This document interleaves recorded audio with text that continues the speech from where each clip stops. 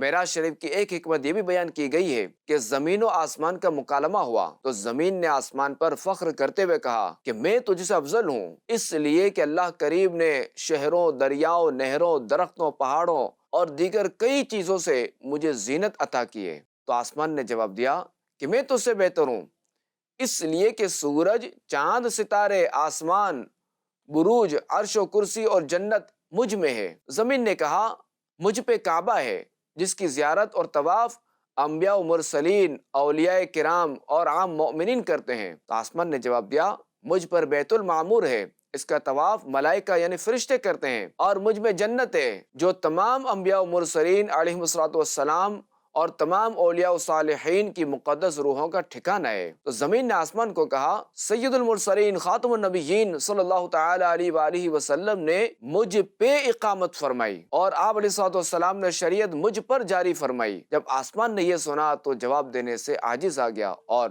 چپ ہو گیا۔ جس خاک پہ رکھتے تھے قدم سید عالم، اس خاک پہ قرباں دل شیدا ہے ہمارا۔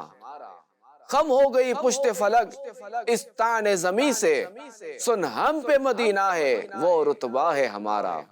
پھر آسمان نے اللہ کریم کی بارگاہ میں عرض کی اے اللہ، تو ہی مضطر و پریشان کی مدد فرماتا ہے جب وہ تجھے پکارے۔ پھر آسمان عرض کرنے لگا تو محمد مصطفیٰ صلی اللہ تعالی علیہ وآلہ وسلم کو میری طرف بلا تاکہ میں ان سے شرف حاصل کروں جس طرح تو نے زمین کو ان کے جمال سے شرف بخشا ہے۔